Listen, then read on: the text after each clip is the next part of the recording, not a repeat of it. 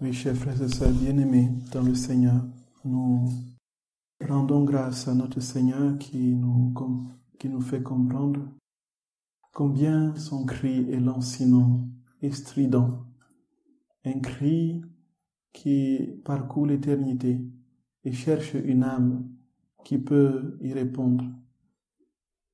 Le cri de sa soif retentit dans l'univers et demande aux créatures de venir entendre ce cri et l'abreuver d'un peu d'amour. Nous avons compris tout à l'heure combien il était dans une souffrance extrême. L'amour blessé par l'abandon, l'amour blessé par l'ingratitude. Et cette ingratitude et cette indifférence qui se manifestent de manière éloquente dans l'Eucharistie. La passion qu'il rejoue dans chaque Eucharistie. Sa couronne d'épines formée par les pensées des hommes, pensées mauvaises des hommes. Ses yeux endoloris par les regards distraits des hommes. Son visage tuméfié par les tenues indécentes. Quand Jésus nous regarde, qu'est-ce qu'il voit? Sa bouche, et là on n'a pas terminé, les pieds endoloris par le fait qu'après la messe, les gens sortent en bavardant. Et le Seigneur, on dit dans chaque membre, il souffre. Nous sommes arrêtés à la Sainte Face. Mon Jésus, j'embrasse ta bouche. Je vois que lorsque tu descends dans le cœur des hommes, tu es contraint de demeurer sur beaucoup de langues amères, impures et mauvaises. Ô combien tu en souffres. Tu te sens empoisonné par ces langues, et c'est pire encore que lorsque tu descends dans le cœur.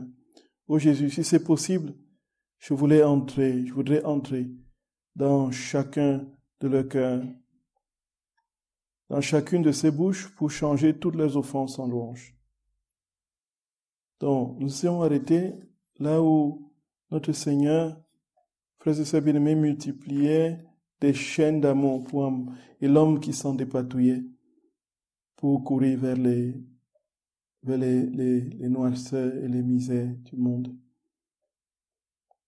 Maintenant, comment est-ce que Jésus souffre dans sa poitrine, dans l'hostie, selon ce qu'il dit?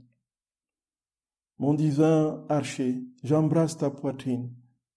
Son feu est si grand que pour donner libre cours à tes flammes et te reposer un peu dans ton travail, tu joues avec les âmes qui viennent à toi en les transperçant de flèches d'amour qui sortent de ta poitrine.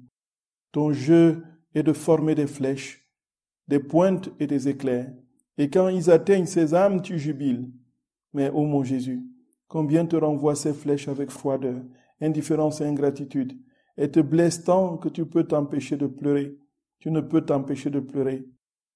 Ô Jésus, voici ma poitrine, prête à recevoir non seulement des flèches qui me sont destinées, mais aussi celles que les âmes te refusent. Ainsi, tu ne seras plus perdant dans ton jeu d'amour. Je veux aussi te faire réparation pour toute la froideur, l'indifférence et l'ingratitude que tu reçois. Jésus souffre dans sa poitrine lorsque nous sommes froids, lorsqu'il n'y a aucun amour dans notre cœur, quand nous nous approchons du saint mystère de l'Eucharistie.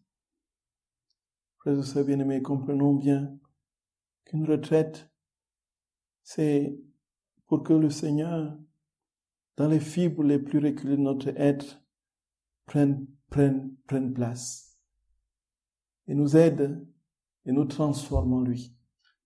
Donc, encore une fois, il y a un registre pour les connaissances. La retraite, c'est le registre du cœur à cœur, de la transformation en Dieu.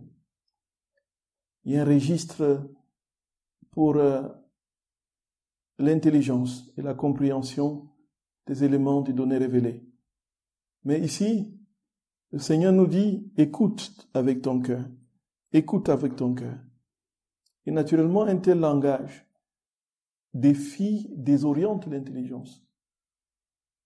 Jésus souffre dans sa poitrine dans l'hostie. Vous allez dire ça à quelqu'un, il va dire, mais qu'est-ce que tu es en train de... Voilà. Il souffle dans ses yeux dans l'hostie. Quand nous le recevons froidement, sans un cœur brûlant d'amour pour lui, ou du moins désireux de brûler d'amour pour lui, voilà, Jésus souffle dans sa poitrine. Et alors, il souffle aussi dans sa main gauche, dans l'hostie. Comment est-ce qu'il souffle dans sa main gauche? Ô Jésus, j'embrasse ta main gauche et veux faire réparation pour tous les contacts illicites et impies qui sont faits en ta présence. Je te supplie de me garder toujours serré contre ton cœur. Ô Jésus, j'embrasse ta main droite. Je veux faire réparation pour tous les sacrilèges, spécialement pour toutes les messes mal célébrées. Combien de fois, mon amour, tu es contraint de descendre du ciel dans des mains et des cœurs indignes. Bien que tu éprouves de la nausée dans ses mains, ton amour t'oblige à y demeurer.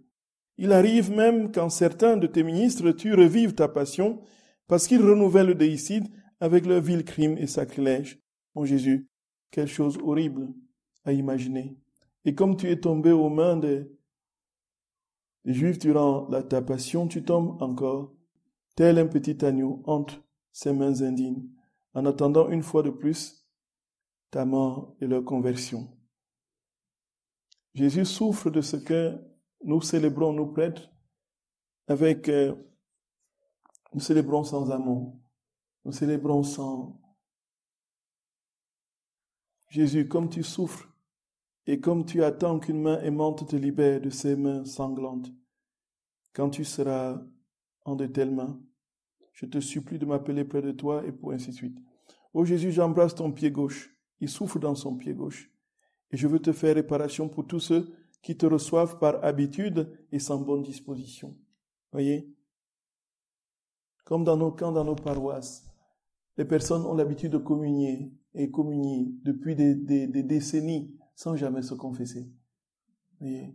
Et ils sont là très impliqués, très, très actifs en paroisse, dans des chorales, dans des mouvements. On les voit. Mais jamais, jamais, depuis 30, 40 ans, ils sont assidus aux messes dominicales, mais jamais ne se sont confessés. Vous voyez? Et on a l'habitude, on s'avance, on communie. Et Jésus, il souffle dans son pied gauche. Voilà. Parce que c'est le pied que l'on marque pour aller faire souffrir Jésus. Ô Jésus, j'embrasse ton pied droit et je veux te faire réparation pour ceux qui te reçoivent pour tout trajet. Je t'en supplie. Lorsqu'à nouveau ils oseront agir ainsi, refais le miracle que tu as opéré avec l'ongeant en le guérissant et en le convertissant par le toucher du sang qui jaillit de ton cœur transpercé. Transforme aussi ses offenses en amour et ses péchés en adorateurs de Dieu par ton toucher sacramentel. Donc, pour ceux qui reçoivent Jésus pour le faire souffrir, on a aujourd'hui la multiplication des messes noires. Voyez, comme jamais, surtout à l'approche des périodes de grandes fêtes de Noël, le temps pascal, ces moments où notre Seigneur est loué, exalté de manière singulière, où son action dans les cœurs est plus prégnante. C'est là que l'ennemi de tout bien travaille et choisit de contrecarrer la grâce qui se déploie dans ces moments.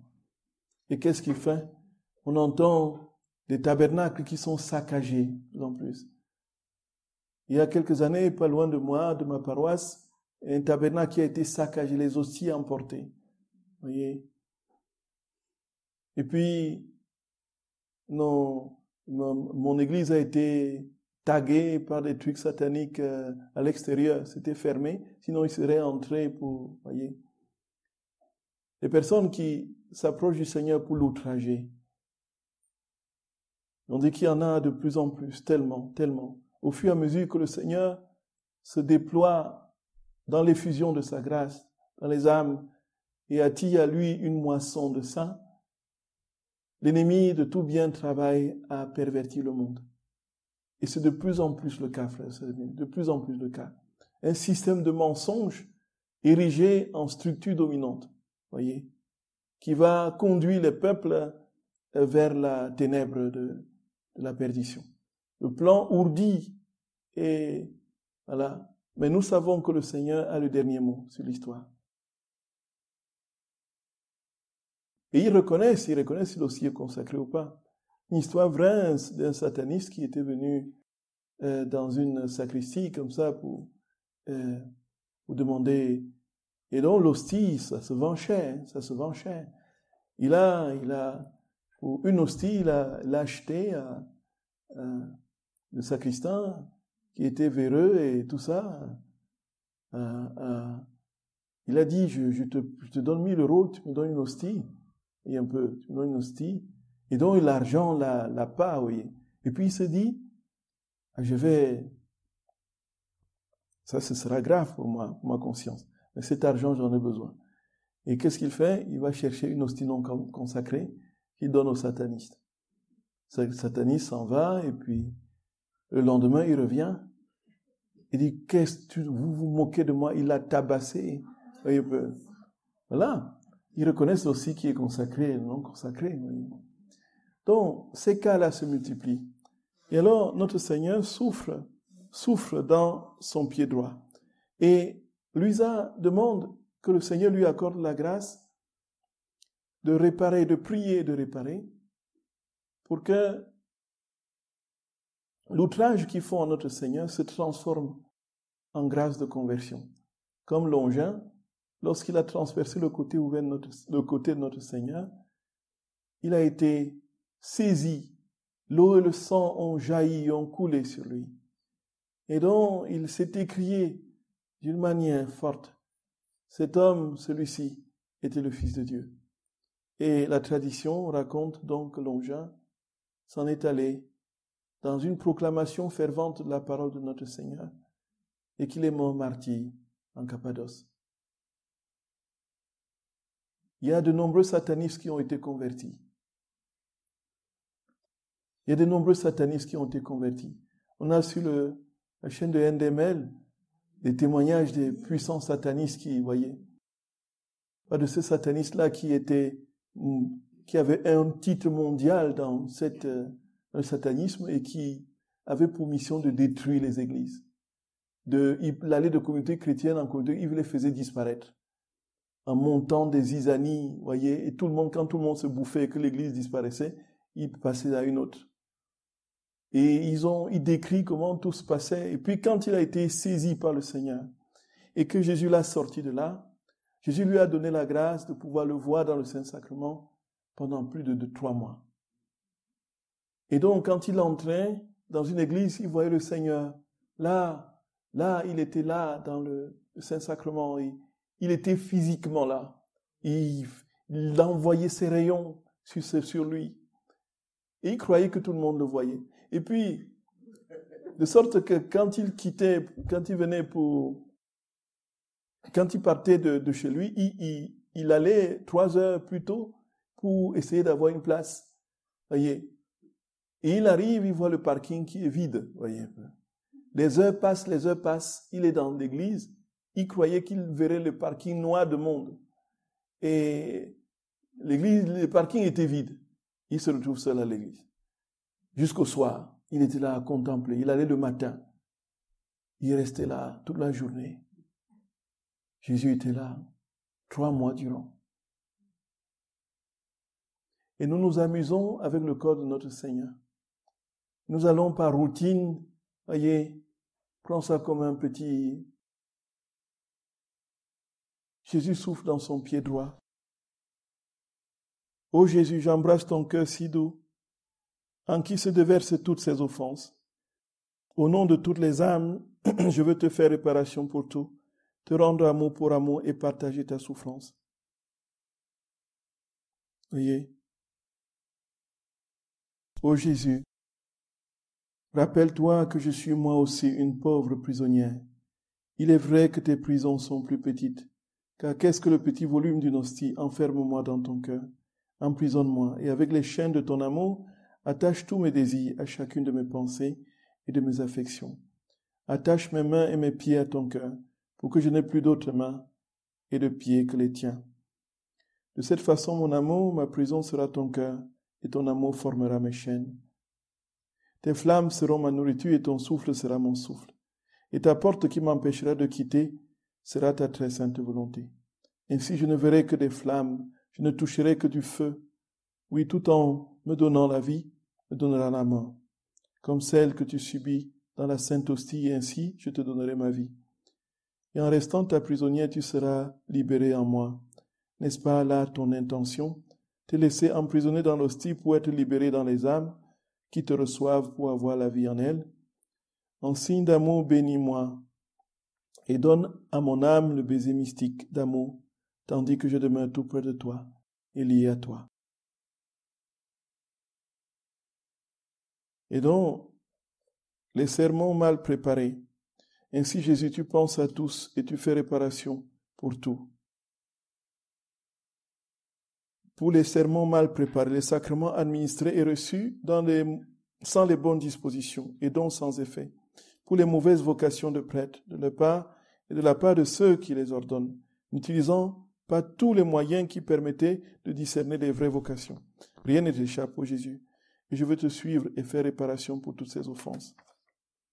C'est pourquoi, après avoir mis en place toutes choses, tu prends les apôtres avec toi et tu pars au jardin de Gethsémani pour commencer ta douloureuse passion. Oui. Il y a un endroit où Luisa répare, n'est-ce pas, dans une partie du corps de notre Seigneur pour la fin de la messe, quand on termine et puis on se dirige, on commence à jacasser, voyez, à jacasser. On crie même, on fait, voyez, sans égard pour le Seigneur qui est là. Dans les temps de retraite que nous avons, la grâce nous est donnée d'avoir ces quarts d'heure de silence après la communion. Mais ce n'est pas toujours le cas dans notre vie ordinaire. Ce n'est pas évident. Une fois, on est happé par ceci, par cela, immédiatement après, alors que l'action de grâce fait partie de la communion. Voyez, il y a un temps normalement. La liturgie prévoit qu'après la communion, il y ait un temps de silence. Ce silence n'est pas toujours respecté. Et immédiatement après la messe, si nous n'avons pas observé ce silence, au moins que nous prenions un peu, quelques minutes avec le Seigneur, avant de nous disperser. Il dit de Saint Padre Pio qu'il prenait pratiquement parfois 2 heures, ou de 1 heure à 2 heures d'action de grâce, après la communion. Et c'est en ce moment que l'hostie sacramentelle en lui le transformait en une hostie vivante. Et c'est alors que de son être jaillissait la lumière taborique, que beaucoup ont vu et témoigné. Il faut passer par la croix, il faut être brisé. Il faut être brisé. Voyez, frères et sœurs bien-aimés, il faut être brisé. Il faut être consumé d'amour. Et être consumé d'amour demande qu'on laisse le Seigneur nous consumer. Voyons là les blessures d'amour de notre Seigneur. C'est alors que nous allons passer au prochain point, notre retraite, réparer l'amour blessé. Réparer les blessures d'amour. Alors que nous allons comprendre déjà le principe de la réparation et comment est-ce que dans l'Église on a parlé de réparation et comment est-ce que les papes dans les encycliques en ont parlé. Et puis ensuite, nous terminerons par les réparations dans la divine volonté. Frères et sœurs bien-aimés, vraiment, encore une fois, écoutons notre Seigneur. Vraiment, c'est notre désir à tous. Nous sommes là pour ça, parce que nous avons soif de Dieu. Vous n'auriez pas investi de l'argent, du temps, si vous n'étiez pas amoureux du Seigneur. Et pour ça, vraiment, on lui rend grâce. Nous lui rendons grâce de nous avoir permis de le connaître. Je nous en supplie, s'il nous a permis de le connaître, ne restons pas en si bon chemin. Demandons-lui de creuser en nous toujours plus une soif ardente de lui. Demandons-le lui, c'est possible. Et Jésus, si on insiste, et de toutes les façons, il attend que les âmes soient déterminées, entreprenantes. Que ces âmes insistent, comme la veuve importune. Et c'est alors que tout véritablement finit par se réaliser. Ne soyons pas découragés. Si nous tombons, relevons-nous, avançons. Ayons toujours devant nous le cap. Le cap, voilà, c'est Dieu, il est là et nous allons l'atteindre. Parfois, nos pauvretés et nos souffrances nous donnent l'impression que nous n'y arriverons jamais. Non, non, frères et sœurs d'amour, non, non, non. Je nous en supplie, je nous en supplie, je nous en supplie. Nous y arriverons. C'est une certitude, c'est une certitude. Au jour d'aujourd'hui, l'épaisseur de la ténèbre peut paraître insurmontable. Mais, ne restons pas prostrés. Avançons. Même si nous ne voyons pas poindre le jour. Avançons. Voyez. La théologie de la réparation a toujours été, justement, présente dans l'Église.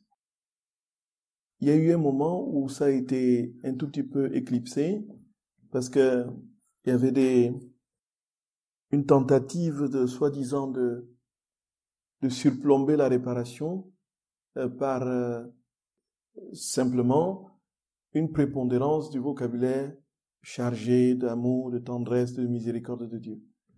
Donc, on veut passer au-dessus de la réparation en hyperbolant et en magnifiant outre mesure la miséricorde de Dieu, en oubliant que la miséricorde de Dieu va toujours de pair avec sa justice, et que la justice est intrinsèque à la miséricorde. Donc, tout le monde ira au paradis, c'est pas vrai. Vous voyez? Tout le monde ira au paradis. Ça, c'est bien ça, non? C'est le chant, là, non, très célèbre. Donc, vis ta vie comme tu veux, tu vas terminer au paradis. C'est pas vrai. C'est pas vrai. La miséricorde de Dieu ne peut pas agir sans le fondement de la justice et de la réparation. C'est parce que tu acceptes et tu t'engages à changer de vie que je te fais miséricorde. Je ne déploie pas et je ne déverse pas mon miséricorde sur la fermeture du cœur. Voilà. En fait, il faut que ma miséricorde rencontre ton désir d'être miséricordieux. Et la condition pour que tu sois miséricordieux, c'est que tu acceptes de te convertir, que tu quittes le péché. Donc il n'y ait pas de confusion là à ce niveau. Et donc la réparation a été à un certain moment posée dans la théologie contemporaine comme étant obsolète. Tout simplement parce que ça invoque la notion de sacrifice, de justice, de choses pénibles à faire, des trucs comme ça. Là où on voulait, dans une optique purement protestante, dit que, voilà, comme dit Luther, pêche autant que tu veux, pourvu la grâce, et la grâce est là. Voyez un peu, en se basant sur le verset, là où le péché a abondé, la grâce a surabondé. En fait, la grâce coule sur le pécheur sans effort de sa part. Et on sait qu'il a voulu même à un moment donné trouver des poux à l'épître de Saint Jacques, parce que Jacques parlait des œuvres. Voyez, montre-moi ta foi et je te montre mon œuvre. Vous savez que les principes, la trilogie, les principes fondateurs du luthéranisme en général, la réforme protestante, c'est les trois sola. Sola fidei, sola gratia, sola scriptura. Voyez. Donc, les trois sola, l'écriture seule, la grâce seule et la foi seule. Bon, la foi seule, donc sans les œuvres. Montre-moi ta foi et je te montrerai mes œuvres. Comment se manifeste ta foi? C'est dans les œuvres. Tu peux pas dire j'ai la foi, je suis converti, je suis un saint, et tu cambrioles une banque. Tu dis, je suis un saint. Voilà. Et tu dis, je suis un saint, j'ai la foi. Comme les mafieux de Sicile, là, un peu. Qui font de grandes processions avec la Vierge Marie, vous voyez un peu. Le lendemain des crimes qu'ils ont commis avec les drogues et tout ça, vous voyez un peu. Je suis un saint. Voyez. Non, non. La miséricorde ne s'exerce que sur le terreau d'un désir authentique de conversion. Donc il y a à conjuguer la miséricorde et la justice, de même qu'il y a à conjuguer l'amour et la vérité. Et c'est ici, frères et sœurs bien-aimés, que plus que jamais, et dans le dernier encyclique du pape François, Dilexit Nos, ces termes de réparation est bien remis au goût du jour avec des explicitations bien plus prégnantes, voyez. Vous avez dit très concrètement que c'est une théologie, c'est la théologie catholique pure et simple.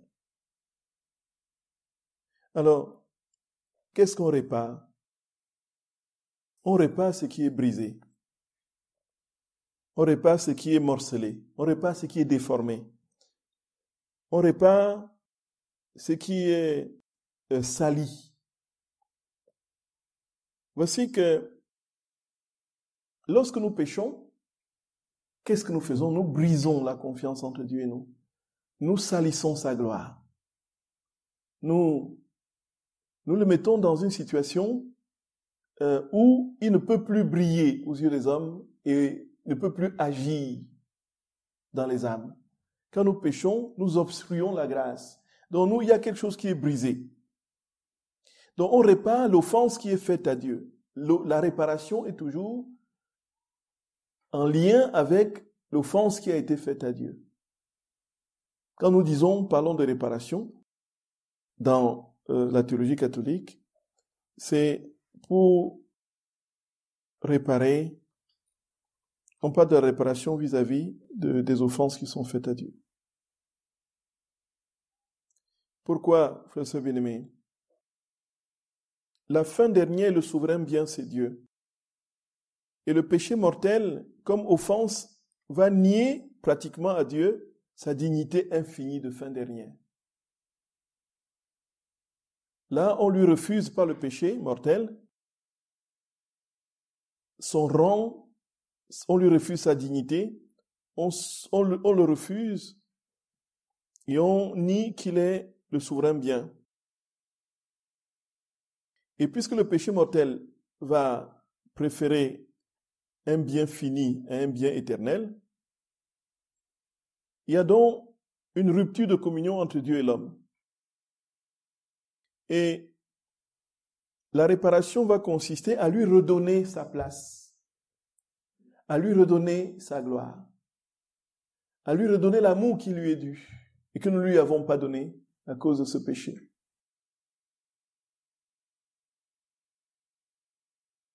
Et il y a en Dieu une gloire essentielle, une gloire extérieure. C'est quoi la gloire essentielle? C'est la gloire que vous ne pouvez pas toucher. C'est ce qui fait l'essence de Dieu lui-même. Il n'y a pas de possibilité de changer, de faire que Dieu perde sa gloire. Il est dans une béatitude parfaite. Que vous l'aimiez ou que vous n'aimiez pas, ça ne change rien et à ce qu'il est profondément. Sa gloire essentielle. Et le péché même ne peut pas atteindre sa gloire essentielle. Mais il y a la gloire extérieure. Ça veut dire que ce qu'il aimait à l'extérieur de lui, en quelque sorte, si vous péchez, vous empêchez que Dieu soit connu, aimé et glorifié. Cette gloire extérieure qui est obstruée, voyez. Et dans notre péché, limite et obstrue la gloire extérieure de Dieu. Quand je témoigne de Dieu, quand ma vie est témoignage d'amour, de bonté, voyez, qu'est-ce que je reflète? Je manifeste la gloire de Dieu. Mais quand c'est mensonge, contre-témoignage à multiplication et autres, qu'est-ce que je fais? J'obstrue, cette gloire extérieure de Dieu. Voyez? Et les réparations sont en lien avec la gloire extérieure que nous n'avons pas su donner à Dieu, que nous n'avons pas su manifester par notre propre vie, par le péché mortel. Vous voyez? Et qui a réparé de manière parfaite cette gloire extérieure de Dieu? C'est Jésus. Et comme nous le comprenons dans ce qu'il dit à sa servante Luisa Picaretta, par le sacrifice de la croix, il a porté sur lui tous les péchés de tous les hommes de tous les temps, et il a rendu possible l'éclat de la gloire de Dieu, la gloire extérieure de Dieu. Donc il a réparé de manière parfaite cette gloire extérieure qui n'était pas manifeste dans les actes des créatures à cause de leur péché. De sorte qu'il est possible maintenant d'entrer dans les actes de Jésus et de manifester cette gloire extérieure obstruée par le péché. Et on va en reparler très profondément quand on parle de réparation de la divine volonté. Voyez, frères et sœurs bien-aimés. Donc, on parle de la satisfaction, donc de la réparation que Jésus fait, comme étant une réparation de justice. Il a réparé l'offense qui a été faite à Dieu et il a appliqué sur chaque être humain, sur chaque âme, justement, la satisfaction liée à cette réparation. Donc nous sommes donc réconciliés, justifiés. Le péché nous est remis, ainsi que la peine éternelle, n'est-ce pas, liée au péché mortel. Quand nous péchons mortellement, il y a la peine éternelle et la peine temporelle. La peine éternelle, c'est quand nous sommes coupés de Dieu. Quand nous nous confessons, nous sommes reliés à lui, parce que le péché nous coupe de Dieu. Et se couper de Dieu, la conséquence, c'est la peine éternelle. Voyez? La perte éternelle de notre âme. Quand nous nous confessons, nous sommes réconciliés avec Dieu, cette peine éternelle est réparée. Mais reste la peine temporelle. Et la peine temporelle, c'est quoi? C'est deux choses. Déjà, le fait que nous nous sommes attachés aux créatures plutôt qu'à Dieu, dont nous avons engendré des conséquences néfastes du fait de notre acte. Le péché n'entraîne pas immédiatement, le pardon des péchés n'entraîne pas immédiatement la réparation. Puisque l'acte que nous posons a des conséquences. Le péché que nous avons commis a des conséquences. Voyez? On ne va pas prendre des exemples contemporains, mais on fait le procès, par exemple, de ce violeur en série là, de ce médecin violeur en série qui consignait tout dans son carnet. Oui, il était à plus d'une centaine de personnes, oui, de jeunes filles. Bon, supposons qu'il demande qu'il est saisi par un repenti profond et qu'il veuille vraiment changer de vie et qu'il crie vers le Seigneur, pardonne-moi, pardonne-moi, je veux changer de vie, je veux te donner ma vie, ainsi de suite. Dans un désir sincère, il demande pardon, il se confesse. Il sera pardonné. Mais est-ce que ça répare ce qu'il a fait? Loin de là.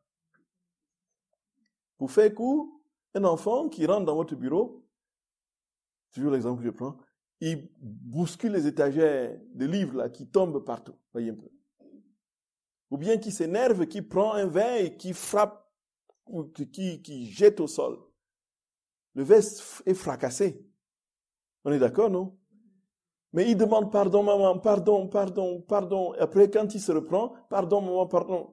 J'étais sous le coup de la colère. Il dit, oui, je te pardonne, mon fils. Mon fils.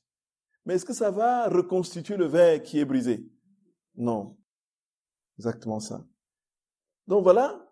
Et pour ce qui nécessite la réparation sur ce plan de la conséquence, il y a une peine temporelle qu'il faut aussi réparer. Voyez ça? La peine éternelle vous est remise, puisque vous êtes désormais en communion avec Dieu par le pardon. Vous n'êtes plus coupé de lui. Maintenant, il faut réparer les conséquences des actes, des péchés que vous avez commis. C'est pourquoi c'est pas rien, frères et sœurs d'amour. Vous brisez une vie, toute une vie. Et ce monsieur qui consigne dans son carnet 100 vies qui ont été détruites.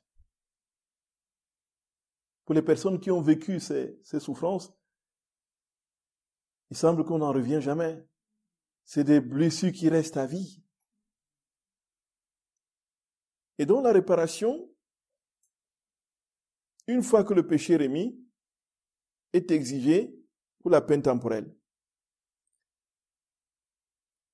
Et pour que cette réparation trouve son efficacité, il faut que l'acte satisfactoire, donc l'acte de réparation, soit moral, voyez, soit porté par une bonne intention, naturellement, dans le désir de charité, et surtout, ait un caractère pénible. Voyez. Qu'est-ce que ça veut dire? Ça veut dire que vous ne pouvez pas dire, bon, voici, donc j'étais allé pour cambrioler la banque, et puis, il y a eu une course-poursuite, et j'ai eu une balle dans l'épaule. Donc je prends l'exemple pour être sûr qu'il n'y a personne. Est-ce qu'il y a un cambrioleur de banque dans...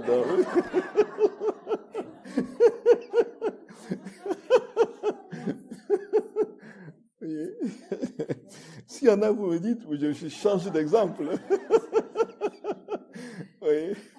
Oui. Donc je le dis parce que je suis sûr qu'il n'y a personne. Alors, ça pourrait... Voyez.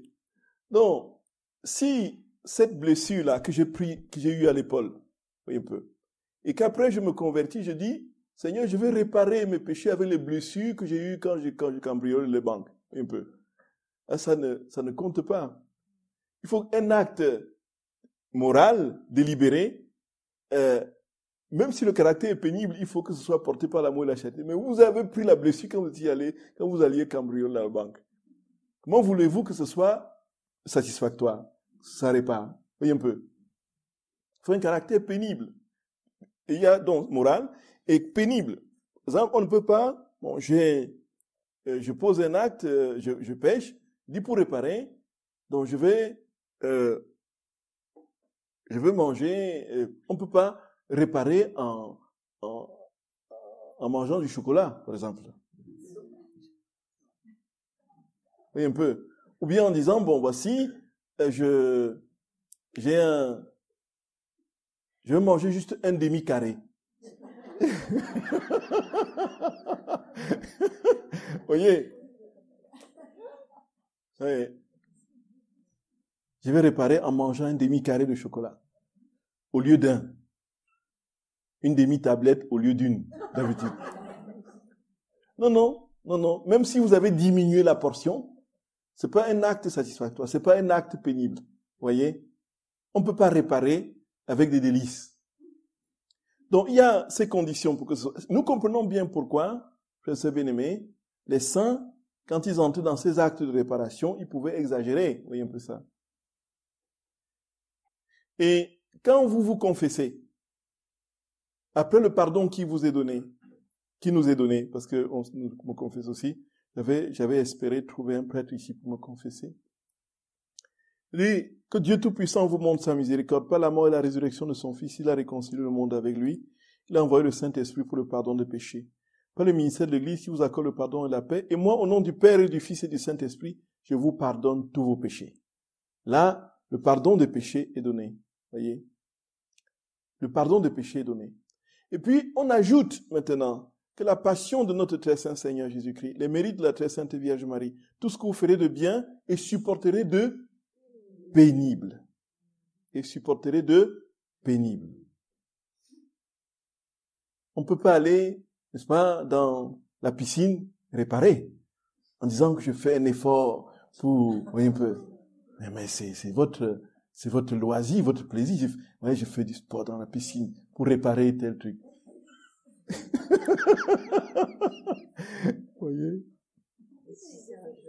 Comment? Oui, non. Par exemple, jeûner un peu. Par exemple, veiller, rester 1-2 heures devant le Saint-Sacrement, c'est pas donné, hein. Rester immobile 1 heure comme ça, 2 heures, voyez, c'est pénible, non? C'est par amour, c'est moral, c'est porté par la charité et c'est pénible. Les veilles, par exemple, veiller auprès de notre Seigneur le jeudi de 22 heures à minuit, comme il le prescrit, l'heure sainte, par exemple, voyez, pour réparer, par exemple, et les bonnes œuvres, Bon, il est évident, si vous avez de la peine à donner, si vous avez des difficultés à partager, si vous avez des problèmes avec la charité, la générosité, voyez, à aider les gens, voyez, si vous êtes, j'espère que personne n'est dans ce cas, donc si vous avez 1 million d'euros dans le conteneur, voyez un peu, et que vous souffrez de manquer, voyez un peu. Comme un prêtre qui m'avait dit qu'il y avait un millionnaire qui ne dormait pas la nuit parce qu'il avait peur de manquer. Vous voyez? Donc supposons que si vous voulez réparer, par exemple, un truc, et que ce millionnaire-là, il prenne 100 000 ou 200 000 euros, qu'il donne dans une œuvre de charité ou d'église comme ça, c'est un effort terrible pour quelqu'un qui ne dort pas parce qu'il a peur de manquer 1 centime de sa fortune. De perdre 1 centime de sa fortune. Voyez? Là, c'est un acte, voyez. Donc, s'il y a un péché qui nous tient et pour lequel nous faisons des efforts, comme, s'il y a un effort vraiment radical par rapport à ça, voyez, là, c'est une œuvre réparatrice, satisfactoire. Si je décide là maintenant de jeûner du chocolat, voyez, là, c'est pénible. Et donc, oui. Oui. Là, ce sera pénible, voyez. Là, c'est pénible. Et donc, contribue au pardon de vos fautes, augmente en vous la grâce et vous obtenez la vie éternelle. Donc, c'est ça en fait. Parce que quand on a ôté la gloire à notre Seigneur, il a souffert. Et nous éprouvons un peu de cette souffrance dans la réparation. Un tout petit peu, nous approchons de cette souffrance. Et dans la divine volonté, on va unir cette souffrance à la sienne pour que la réparation soit parfaite. Pour que ce ne soit pas simplement Et normalement, les pénitences qui nous sont données, c'est pour les réparations. Moi, tout le monde maintenant sait que je dis, vous priez un chapelet de la miséricorde divine, c'est tout ce qui me vient comme pénitence, voyez. Et dans les premiers temps de l'Église, c'est bien aimé, il y avait, la pénitence était rude. Quand il y avait des grands pécheurs, grands pénitents, ils venaient aux portes des églises, il y avait un rituel pour les envoyer en pénitence pendant une certaine période. Et quand ils avaient fini leur pénitence, ils erraient dans les rues, n'est-ce pas, habillés comme ils jeûnaient, ils dormaient dans la cendre, dans le sac. Et passé cette période, ils revenaient. Le pardon leur était accordé, ils réintégraient l'église. Comme ça. Donc la pénitence a pour fonction de réparer, en fait, ce que nous avons fait. Donc si quelqu'un vient vous dire que j'ai tué, ce n'est pas le cas chez aucun d'entre nous, et que vous lui dites, va faire un chapelet de la miséricorde divine, voyez un peu, la réparation n'est pas proportionnelle au péché. Voyez ça un peu. Si vous dites j'ai cambriolé une banque, et que vous lui dites, on va donner 10 € à un pauvre dans la rue, la réparation va d'abord réclamer justice dans ces cas.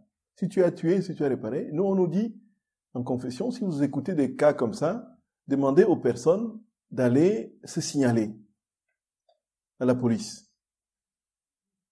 Et c'est seulement après qu'ils pourront recevoir l'absolution. Voyez un peu ça.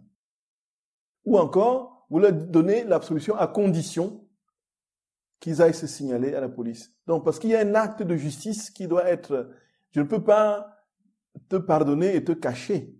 Et te dire, mon nom, voilà, je peux cacher le juif au moment de persécution, mais je ne peux pas te cacher toi, le criminel, si ce n'est pas un acte vertueux. Et de toutes les façons, il n'y aura pas ce pardon ne sera pas valide tant qu'il n'y aura pas la réparation. La réparation, c'est que tu passes par le créneau de justice habituelle et que tu purges ta peine en prison.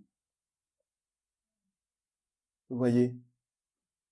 Parce que c'est un péché grave, mortel, vous avez attenté à une vie. Par exemple, vous voyez? Et voici que pour les péchés véniels, effectivement, les pénitences, les réparations peuvent être comme celles que je dis, voilà, faites un chapelet de la miséricorde divine, et puis, voilà, essayez de prendre un temps de prière, de jeûne, et puis, ainsi de suite.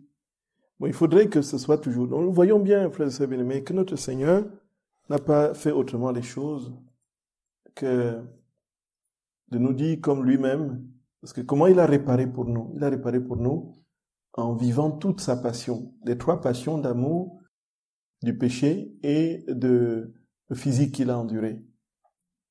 Il a réparé pour toutes les créatures. Et sa divinité a travaillé à réaliser cette réparation. Je vous salue Marie, pleine de grâce, le Seigneur est avec vous. Vous êtes bénie entre toutes les femmes, et Jésus, le fruit de vos entrailles, est béni.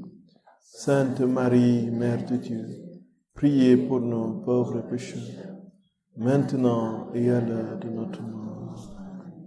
Au nom du Père et du Fils et du Saint-Esprit. Amen.